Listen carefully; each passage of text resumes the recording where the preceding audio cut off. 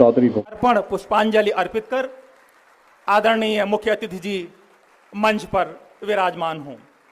यशस्वी भारतीय परंपरा के अनमोल रत्न, राष्ट्र निर्माता, कालजयी चिंतक, विचारक, भारतीय राजनीति के दैदीप्यमान नक्षत्र, जिनके प्रकाश से भारतीय समाज एवं राजनीति का पथ आज भी आलोकित हो रहा है, जिन्होंने न केवल संविधान को आकार दिया बल्कि लोकतांत्रिक समाज की परिकल्पना को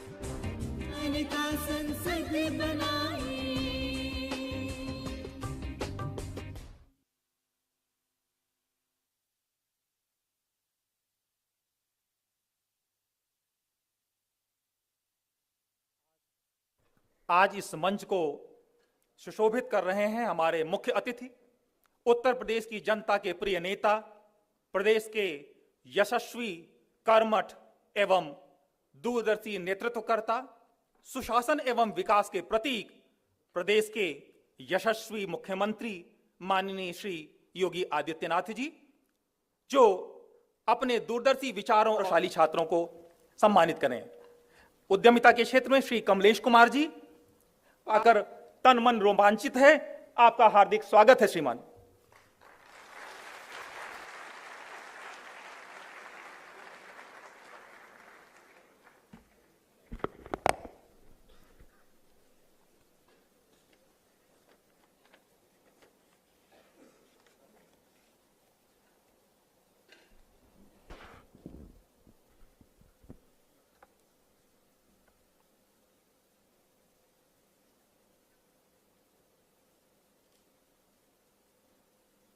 भारत रत्न बोधिसत्व बाबा साहब डॉक्टर भीमराव अंबेडकर की पावन जयंती, बाबा साहब भीमराव अंबेडकर विश्वविद्यालय की स्थापना दिवस एक अद्भुत संजोग है। पूरे विश्वविद्यालय परिवार को मैं इस अवसर पर अपनी कोटि कोटि बधाई देता हूं।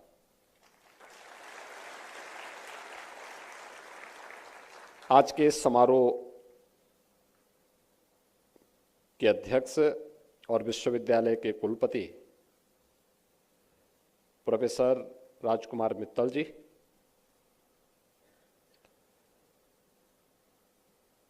अस्थायी आयोजन समिति के अध्यक्ष प्रोफेसर के.एल. महावर जी, विश्वविद्यालय के सभी सम्मानित आचार्यगण, अतिथिगण और उपस्थित छात्र छात्राएं, भारत माता के महान सपूत भारत रत्न बाबा साहब डॉक्टर भीमराव अंबेडकर की आज पावन जयंती है।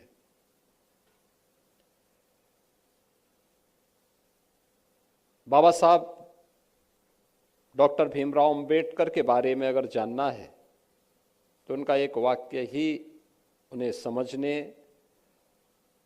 और उनकी महानता को उजागर करने के लिए पर्याप्त है, जो उन्होंने कहा था कि मैं आदि और अंत में एक भारतीय हूं। यानी आदि से अंत तक मेरी पहचान एक भारतीय के रूप में होनी चाहिए। एक बहुत बड़ी बात कही थी उन्होंने। याद करिए, जिनका बचपन अभाव में बीता हो, सामाजिक भेदभाव से गुजरा हो, विदेशी दासता के चंगुल में फंसे हुए देश के अंदर दासता की बेड़ियों से जकड़ी हुई व्यवस्था का शिकार बना हो, पग पर सामाजिक बंधनों और सामाजिक दासता से पीड़ित व्यवस्था की जंजीरों में उन जकड़ों से झेलने के लिए जिन्हें मजबूर होना पड़ा हो, अपमान सहना पड़ा हो,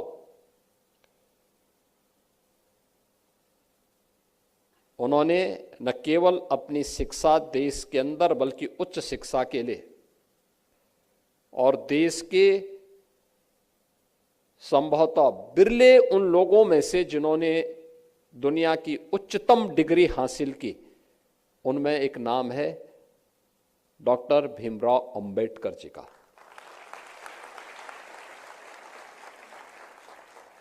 जहां गए अपनी पहचान बनाई, जहां गए अपनी प्रतिभा की छाप छोड़ी। परिवार के पास यह व्यवस्था नहीं थी कि उच्च शिक्षा के लिए वे बाहर जा सके। उन्होंने अपनी प्रतिभा की छाप महाराजा बड़ोदरा पर डाली। उन्होंने स्पेशल स्कॉलरशिप दी, वे बाहर गए, उच्च शिक्षा अर्जित की, वापस देश में आए, देश की आजादी के आंदोलन के साथ जुड़े। आजाद देश होना चाहिए यह संकल्प है, लेकिन दास्ता की इन बेड़ियों से न केवल देश को बल्कि पूरे समाज को मुक्ति भी मिलनी चाहिए। यह संकल्प चरितार्थ करने के लिए वे निकले, तो उसका परिणाम भी देश के सामने है। याद रखना, दुनिया के अंदर वंचितों को मताधिकार वहां के देश ने बहुत बाद में दिया, महिलाओं को बहुत बाद में दिया, लेकिन भारत ने जब अपना पहला चुनाव 1952 में किया तो उस देश के हर नागरिक को एक समान मताधिकार का उपयोग करने की स्वतंत्रता भी दी, जो लोकतंत्र की एक ताकत बनी थी, और आज भी ताकत बनी हुई है। इंग्लैंड में बाद में मिला महिलाओं को यह अधिकार, लेकिन भारत ने 1952 में ही अधिकार अपने देश की आधी ताकत, आधी शक्ति को भी दे दिया। ये किसके कारण?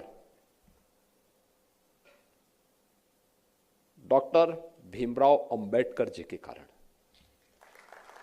क्योंकि भारत के संविधान के शिल्पी वही है।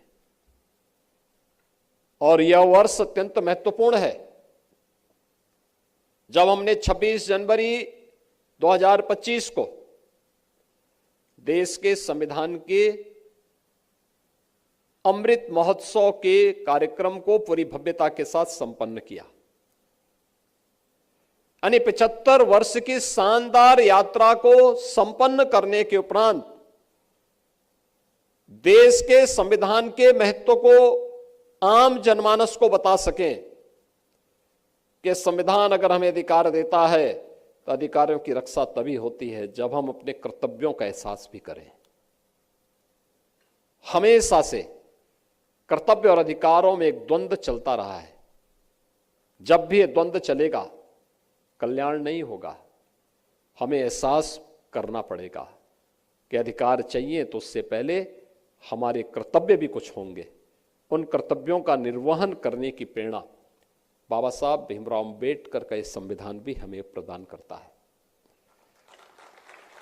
लेकिन यह स्थिति कैसे पैदा हुई? हम लोग जब विश्वविद्यालयों में आते हैं, भारत की परंपरा के बारे में देखते हैं, तो भारत का उपनिषद तो कहता है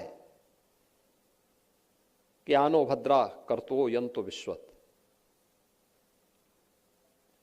यानी विचारों को, ज्ञान को लाने के लिए सभी द्वार खुले छोड़ो। बाबा साहब ने तो यही किया था। अच्छी चीजें, अच्छा ज्ञान, उत्कृष्ट ज्ञान, एक विषय में नहीं, कई कई विषयों में उन्होंने उच्च शिक्षा की डिग्री ली, डीएससी की डिग्री ली, लॉ की उच्चतम डिग्री ली, देश के संभवतः पहले अर्थशास्त्री बने और वापस अपने देश की सेवा के लिए आए। यानी उन्होंने शिक्षा के महत्व को समझा था। उन्हें मालूम था सर्वांगीण विकास की पहली आधारशिला शिक्षा है, इसके बगैर कुछ नहीं हो सकता। और यही स्थिति, यहीं पे हमारे सामने भ्रम की स्थिति पैदा होती है। मित्रों, जब हम अपने स्वयं के विवेक से कोई कार्य करते हैं, अपनी बुद्धि और विवेक में समन्वय स्थापित करते हुए किसी कार्य को करने के लिए प्रयास करते हैं, तो हमें सफलता प्राप्त होती है, हम सही दिशा में आगे बढ़ते हैं। स्पीड कम और ज्यादा हो सकती है, लेकिन जब हम दूसरों की बुद्धि और विवेक से कार्य करने लगते हैं, तो यह आवश्यक नहीं कि उसकी बुद्धि और विवेक हमारे लिए उपयोगी हुई हो। और यही भारत के साथ हुआ। दुनिया को नेतृत्व देने वाला भारत कैसे पिछलग्गू बन गया, कैसे गुलाम हो गया, कैसे स्वतंत्रता की बेड़ियों से जकड़ गया, यह किसी से छुपा हुआ नहीं है। हमने अपने ही विरासत पर हमला करना प्रारंभ कर दिया, हमने अपनी परंपराओं को ही कोसना प्रारंभ कर दिया, हमें अपने ही ज्ञान में संदेह होने लग गया, और फिर एक दूसरे के साथ जो हमारी मार काट प्रारंभ हुई, तो स्वाभाविक रूप से उन आक्रांताओं को तो मौका मिलता ही जो भारत की परंपरा को, इस पुरातन परंपरा को, यहां की संस्कृति को रौंदने के लिए पहले से बैठे हुए थे। आपके सामने एक छोटा सा उदाहरण मैं देता हूं। 2017 में प्रदेश में हमारी सरकार बनी। मार्च 2017 में हम लोगों ने कार्यभार ग्रहण किया। कार्यभार ग्रहण करने के उपरांत विभागीय बैठकें हमारी शुरू हुई। बैठकों को क्रम आगे बढ़ा। मुझे मेरे संज्ञान में इस बात को लाया गया कि 2019 में प्रयागराज में कुंभ का आयोजन भी है और ये जनवरी महीने में लगेगा। तब तक मई 2017 संपन्न हो चुकी थी, हम जून माह में प्रवेश कर चुके थे। यानी हमारे पास कुंभ के आयोजन के लिए 1.5 वर्ष का समय है।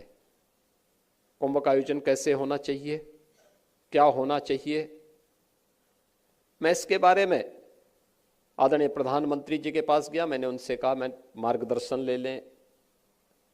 प्रधानमंत्री जी ने मुझसे कुछ प्रश्न किए। उन्होंने कहा कुंभ के बारे में दुनिया की राय क्या है, कभी आपने जानने का प्रयास किया? कुंभ के बारे में हमारी धारणा क्या है, और क्या कुंभ को हम एक दुनिया के एक यूनिक इवेंट के रूप में प्रस्तुत कर सकते हैं? ये कैसे हो सकता है?